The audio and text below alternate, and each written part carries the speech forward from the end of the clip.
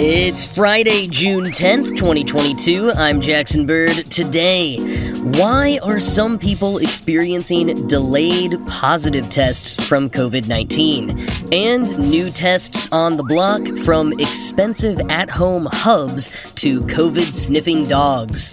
Plus, a proposal in the UK to raise the legal purchase age for cigarettes 1 year every year. And the newest U.S. quarter has just dropped, featuring Cherokee Nation Principal Chief Wilma Mankiller. Here's some cool stuff for your ride home. There's a curious pattern happening with some COVID cases. Maybe you've noticed it in your own family or social circle. A lot of people have been getting negative COVID test results for multiple days in a row, often while symptomatic or following a confirmed exposure, only for a positive result to finally pop up several days in. Now, there are a number of theories for these delayed positives, and while no formal data or research exists on them just yet, Catherine J. Wu, former COVID-19 reporter for the New York Times, who holds a PhD in microbiology from Harvard, spoke to a number of experts on the topic for a piece published today in The Atlantic. Now, one potential piece of the puzzle is the unreliability of at-home rapid tests. Conducting a rapid test feels a bit like playing with a chemistry set. You've got to get every step just right, or else the results might not be accurate. And of course, every brand is just slightly different enough to trip people up. And even really good tests used in medical settings miss viruses sometimes, says University of Michigan epidemiologist Emily Martin. Now, rapid tests have always had a greater chance for a false negative because, by design, they aren't as good at detecting small or asymptomatic amounts of the virus compared to a PCR test. Now, whereas a PCR test amplifies a sample of RNA in the lab in order to detect even trace amounts of the virus, a rapid antigen test looks for proteins on the outside of the virus. It only picks up active virus, and so it can be harder to detect asymptomatic cases. But in the case of these delayed positives, a lot of people are already at least a little symptomatic while continuing to get negative test results. So that leads to the popular immunity hypothesis. Quoting Wu in The Atlantic, "Perhaps symptoms are preceding test positivity less because the virus is peaking late and more because illness is arriving early, thanks to the lightning-fast reflexes of some people's primed immune systems. Sometimes sickness is direct damage from a virus, but a runny nose, muscle and joint aches, chills, fevers, fatigue, which are common across many respiratory infections, can also be signs that the immune system is being activated," says Aubrey Gordon, an infectious disease epidemiologist at the University of Michigan. When the pandemic began, infections happened exclusively in people who'd never encountered the coronavirus before. Illness took several days to manifest as the virus churned itself into a frenzy and the immune system struggled to catch up. Once people are vaccinated, though, their immune systems kick in right away, says Emily Landon, an infectious disease physician at the University of Chicago. Prior infection, too, could have an impact. If the body makes fast work of the invader, some people may never end up testing positive, especially on antigen tests. Others may see positives a few days after symptoms start as the virus briefly gains a foothold. End quote. But that wouldn't completely explain it, because some people without any immunity are also experiencing delayed positivity, and some people with immunity are continuing to test positive before experiencing symptoms, like we'd previously expected. So another hypothesis is the changing nature of the virus itself. Quoting again, "Any member of the Omicron cohort is just a different beast," says Ryan McNamara, a virologist at Massachusetts General Hospital. "It struggles to penetrate deep into the lower airway and may not accumulate to the densities that Delta did in the nose, which could make false negatives more likely. A couple of studies have also found that Omicron may, in some people, be detected in the mouth or throat before the nostrils. In practice, it's really hard to separate if all of this is a property of the virus or a property of the immune system, or both. says Roby Bhattacharya, an infectious disease physician at Massachusetts General Hospital. Take Omicron's symptom profile, for instance. This variant seems to more often prompt sneezier, head cold-esque symptoms than those that came before it, and less often causes loss of taste and smell. And on average, people infected in recent surges have been showing symptoms 3 days after exposure, far faster than the incubation period of 5 or 6 days that was the norm in the pandemic's early days. But those patterns could be attributable to either the peculiarities of the Omicron clan or how much more immune the average Omicron host is, end quote. That the virus's infectious period may have changed with Omicron is slightly concerning considering the CDC and other national agencies changing recommendations for isolating. Many cut the isolation period in half based on data that predated Omicron. Is guidance that people can stop isolating 5 days after symptoms emerged still the best when many people aren't even testing positive until 5 days in? Of course, at the same time, isolating for long periods simply isn't sustainable for everyone. Not everyone can take that time off work or get access to the many tests required to prove that they're no longer testing positive. Now, we can also consider the possibility that people with delayed positives, so to speak, were actually sick with something else first and got COVID afterwards, or had seasonal allergies and then got COVID, or had seasonal allergies the whole time and accidentally got a false positive, never actually having had COVID at all. There are so many variables when it comes to testing and immunity and symptoms, and as UNC Chapel Hill clinical microbiologist Melissa Miller points out, quote, there are easily 5 to 8 other viruses circulating right now, end quote. So for now, experts advise caution. As Yonatan Grad, who is currently studying the viral dynamics of SARS-CoV-2 at Harvard, put it, if you're symptomatic, just assume you're infectious with something. It may not be COVID, but should you be spreading it around anyways? Or as Martin put it, if you're symptomatic, quote, a negative test shouldn't be a pass to go out, end quote. But what if the tests could actually be better and more reliable? Enter at-home molecular tests, as accurate as PCR tests, as convenient as rapid antigen tests.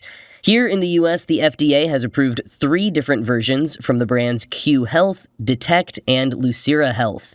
Now, the only problem? They are very pricey. For some, you pay for a reusable hub reader device as well as the tests. With Detect, the hub is $39. With Q Health, it's $249. And individual tests can run you between $49 and $75. That is compared to rapid antigen tests that you can buy in packs of 2 for between $10 and $25, or get a small amount for free from the US government, and I believe even some public libraries have stashes on hand. So, yes, most people are not going to be running out to buy these fancy devices, but some companies are. Google, for example, has provided Q Health devices for employees returning to the office, and I'm pretty sure this is what I encountered on a film set recently when I was told I was being given a PCR test with results that came back in 30 minutes, and I watched the healthcare worker put the samples into a little tabletop device that looked a bit like these over-the-counter options.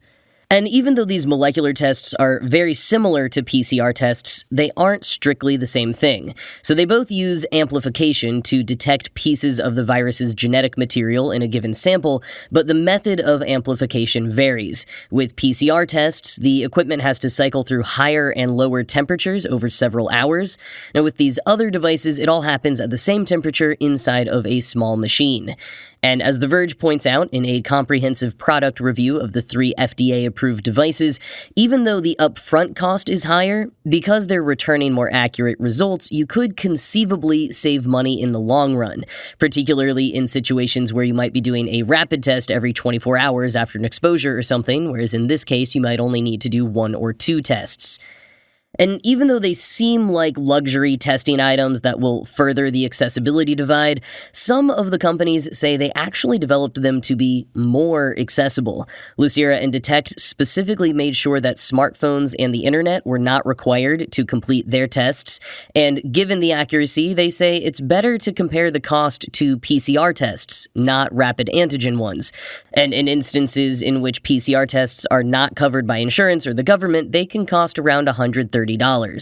You could also maybe get your health insurance to cover one of these devices, but as anyone who has tried to get tests covered by their insurance knows, or really just anyone living in America knows, your mileage may vary greatly on that point. As for now, some other nations do not accept these tests as valid proof for travel because they're still self-administered at-home tests, even if they are molecular, so that is another good thing to be aware of. You can check out the Verge link in the show notes if you're curious to learn more about the specific products currently available, but I want to leave you with one final promising COVID test on the horizon: trained dogs.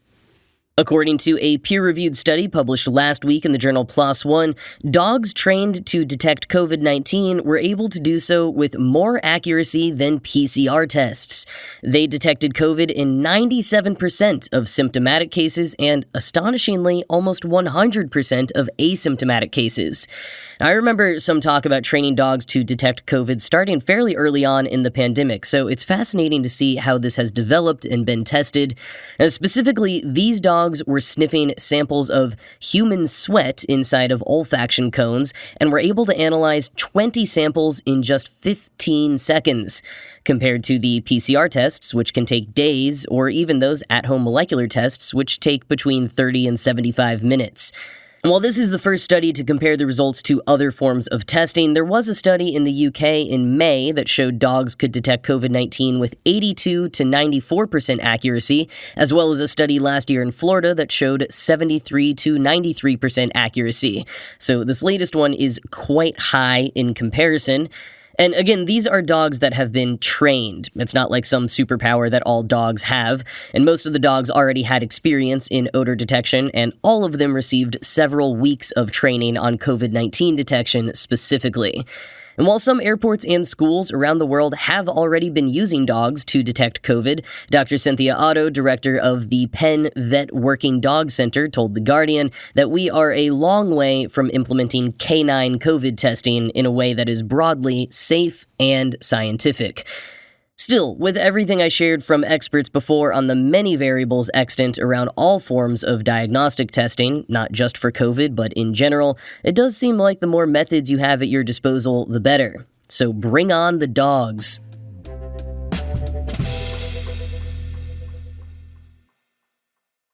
An independent review commissioned by the UK government has recommended that the country raise the legal age a person can purchase cigarettes each year until effectively no one can buy them. So that would mean that, for example, in 2023, you have to be 19 to buy cigarettes, and then in 2024, you have to be 20 to buy cigarettes. In 2025, you would have to be 21 years old, and on and on and on. Now, this is similar, though a bit more cumbersome, to a policy introduced last year by New Zealand, who plans to ban the sale of cigarettes to anyone born after the year 2008.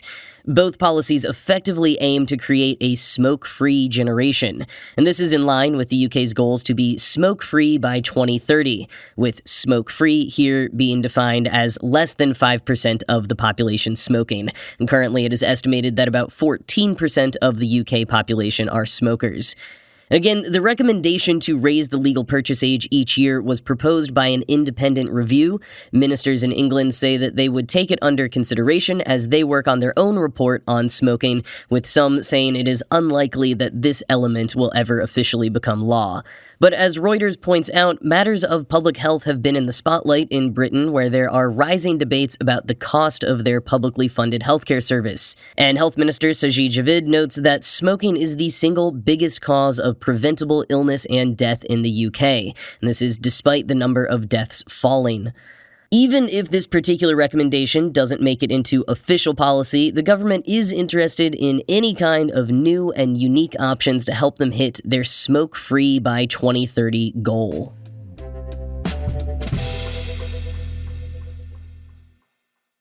At the start of this week, the third quarter in the U.S. Mint's American Women Quarters program was officially released. Wilma Mankiller now joins circulation with Maya Angelou and Dr. Sally Ride, and 7 more prominent women leaders whose quarters will be released throughout this year and next. Wilma Mankiller was the first woman to head a major Native American tribe, having served as principal chief of the Cherokee Nation from 1985 to 1995. And during that time, she improved housing, healthcare, and education in the Cherokee Nation. The infant mortality rate decreased, employment doubled, tribe enrollment tripled, and according to President Obama in a statement following Mankiller's passing in 2010, quote, "She transformed the nation-to-nation relationship between the Cherokee Nation and the federal government," end quote. And quoting from Indian Country Today, "Current and past tribal leaders, Mankiller's family, friends, and hundreds of others turned out for the release of a limited number of the coins, which feature the late chief wrapped in a traditional shawl with a resolute gaze to the future on the reverse side. Wilma Mankiller demonstrated grit and determination," current Principal Chief Chuck Hoskin Jr. said. "She fought for justice for Native Americans. She inspired us all to do more to help ourselves as a people. She made this world a better, fairer, and more just place. She did all of this, by the way, before she ever held public office." The Mankiller coin's design includes inscriptions that read Principal Chief and, in the Cherokee language, Cherokee Nation. According to the U.S. Mint, only two other Cherokee Nation citizens, Marigold Rose and Sequoia, have coins in their names, end quote. And NPR notes that Mankiller's last name refers to a traditional Cherokee military rank, and Mankiller told NPR herself on Fresh Air in 1993, quote, "I'm fairly soft-spoken, and people sort of have an image of what a woman named Mankiller would be like, and I don't think that I really fit their image, and I know it's an unusual name, so I'm not defensive or offended by people's reaction to it." She went on to say in that same interview, reflecting on a nearly fatal car accident she'd been in years prior, quote, "I think the Cherokee approach to life is being able to continually move forward with kind of a good mind and not focus on the negative things in your life and the negative things that you see around you, but focus on the positive things and try to look at the larger picture and keep moving forward," end quote. There's definitely a little bit of cognitive dissonance with this whole program, especially for some of the women of color and indigenous women having their likenesses put on the back of a coin with George Washington on the front. But it's also still a cool opportunity to talk about these women and remember their achievements. Most of their families and communities seem to be okay with it, welcoming the opportunity to celebrate the lives and legacies of these remarkable women. So if you are in the U.S., keep your eyes peeled for the Wilma Mankiller quarter, as well as the Sally Ride and Maya Angelou ones. And if you really want to get your hands on them, you can also order a whole bag of them from the U.S. Mint. Link in the show notes.